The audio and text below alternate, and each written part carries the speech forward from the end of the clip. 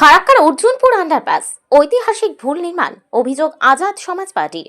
ফারাক্কার অর্জুনপুর এলাকায় সদ্য নির্মিত আন্ডারপাসকে ঘিরে তীব্র ক্ষোভ ও বিতর্ক শুরু হয়েছে। অভিযোগ উঠছে আন্ডারপাসটি একটি ঐতিহাসিক ভুল পরিকল্পনার ফল, যা এখন দুর্ঘটনার মরণ ফাঁদে পরিণত হয়েছে। দীর্ঘদিন ধরে অর্জুনপুর রেলগেট এলাকায় যানজট ও যাতায়াত সমস্যার কথা মাথায় রেখে রেলগেটের পরিবর্তে আন্ডারপাস নির্মাণ করা হয়, কিন্তু সেই আন্ডারপাসই এখন নতুন বিপদের কারণ হয়ে দাঁড়িয়েছে বলে অভিযোগ স্থানীয়দের। আজাদ সমাজ পার্টির রাজ্য ইনচার্জ ইমতিয়াজ আহমেদ মোল্লা বলেন, এই আন্ডারপাসটি সম্পূর্ণ ভুল পরিকল্পনায় তৈরি হয়েছে। এর নকশা ও নির্মাণ পদ্ধতিতে মারাত্মক ত্রুটি রয়েছে, যার ফলে একের পর এক দুর্ঘটনা ঘটছে। তার দাবি অনুযায়ী মাত্র দুদিনের মধ্যে এখানে 6টি দুর্ঘটনা ঘটেছে। স্থানীয়দের অভিযোগে আন্ডারপাস মানুষের প্রাণ নিয়ে খেলছে। অবিলম্বে এর পুনর্মূল্যায়ন ও প্রয়োজনীয় সংস্কার না হলে আরো বড় দুর্ঘটনা ঘটতে পারে। এখন এলাকাবাসীর একটাই দাবি, অবিলম্বে বিশেষজ্ঞ দিয়ে আন্ডারপাসের সমীক্ষা করানো হোক, প্রয়োজন হলে নকশা পরিবর্তন ও সংস্কার করা হোক। আর কতদিন পর্যন্ত সেখানে বাড়তি পুলিশ ও ট্রাফিক ব্যবস্থা রেখে মানুষের নিরাপত্তা নিশ্চিত করা হোক। যে রেল প্রকারটা করা হয়েছে, এটা মরণ ফাঁদ করা হয়েছে। প্রত্যেক দিন অ্যাক্সিডেন্ট হবে।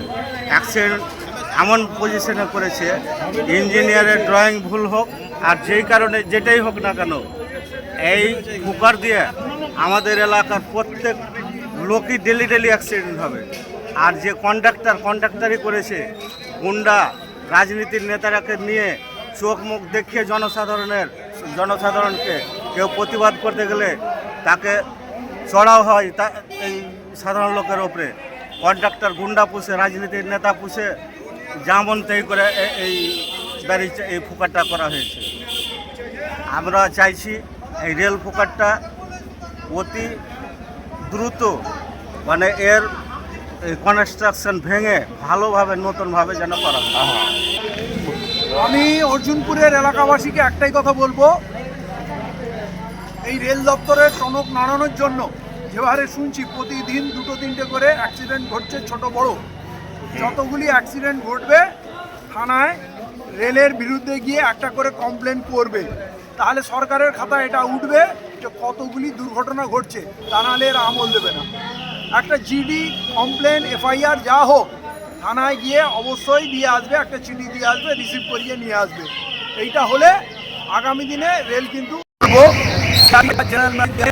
সবাই পরিদর্শন করুন এবং এইটাকে রিকনস্ট্রাকশন করতে হবে। এটা একটা ভুল কনস্ট্রাকশন হয়েছে। আপনাদের তো ইঞ্জিনিয়ারিং কিছু নর্মস আছে, যদি ঢাল হয় কত ঢাল থাকতে পারে। এখানে কারা যাবে? স্কুলের বাচ্চারা যাবে, সাইকেলে যাবে। টোটোর ইঞ্জিনে এত শক্তি নেই যে এই ঢাল দিয়ে সে প্যাসেঞ্জার নিয়ে উঠবে। আর মাঝখানে ওই টোটো উল্টো দিকে গড়াতে শুরু করছে, পিছনের গাড়িগুলোতে গিয়ে ধাক্কা মারবে।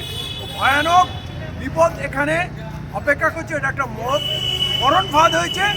আমি অর্জুনপুরবাসীর পক্ষ থেকে railway DRM, general manager, GRP, RPF প্রত্যেকের কাছে অনুরোধ যাচ্ছি, আপনারা এটাকে সরজমিনে তদন্ত করে দেখুন, এখানকার সমস্যার সমাধান করুন এবং পরিষ্কার বলছি এটাকে ভেঙে নতুন করে কনস্ট্রাকশন করতে হবে।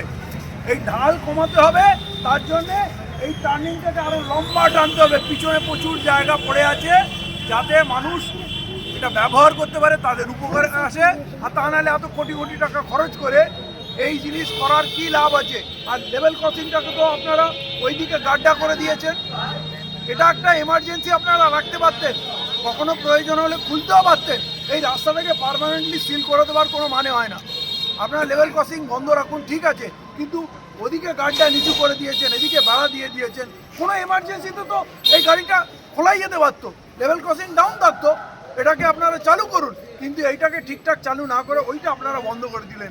এটা আমার মনে হয় একটা ভুল পরিকল্পনা, বা এর পিছনে যদি কোনো ষড়যন্ত্র থাকে, কোনো কুচক্র যদি এর মধ্যে কাজ করে, কারো জমি বাঁচানোর যদি পরিকল্পনা থাকে, আমি রেলওয়ে বোর্ডকে বলছি এইটা যদি আপনারা সহজভাবে মেনে না নেন, তাহলে কিন্তু আমি জনস্বার্থ মামলা করব উচ্চ আদালতে।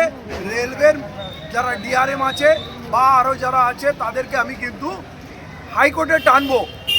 আমি আপনাদের সময় দিচ্ছি, আপনারা এটা নিয়ে তদন্ত করুন এবং এর পুনর্নির্মাণ করুন, যাতে এই মরণ ফাঁদ থেকে মানুষ বাঁচতে পারে। ভালোর জন্যই তো করছে।